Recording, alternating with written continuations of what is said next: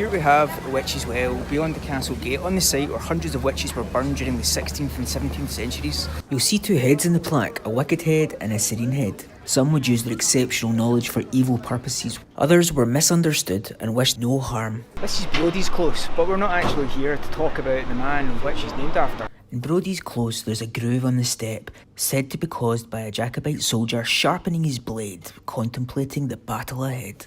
It's 1595 and a class of schoolboys had been refused a public holiday. In protest, they barricade themselves inside Riddle's Court, the home of teacher Baillie John McMorrin.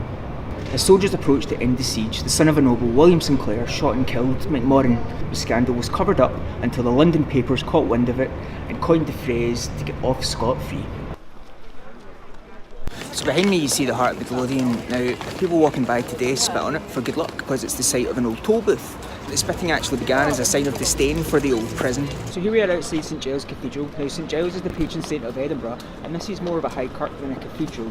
But inside you'll find the chapel of the most noble order in Scotland, the Order of the Thistle. Assembly Close was actually the source of the outbreak of the worst fire Edinburgh has ever known. The fire started on Monday the 15th of November 1824 and it took fire responders 5 days to extinguish the flames. So here we've got Baillie Fife's Close and here we've got Paisley Close. In 1861 the 250-year-old tenement that's between these two closes collapsed and it killed 35 residents sleeping inside.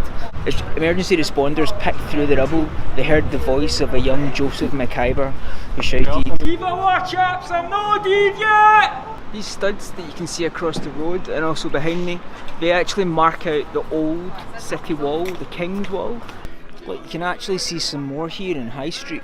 So you can see behind me, is across the road over there is World's End Close. The penniless residents of the World's End could never afford to pay their way back into the city, so this was as far as their world could take them. People actually thought as you moved this far down away from the castle that it really was the end of the world.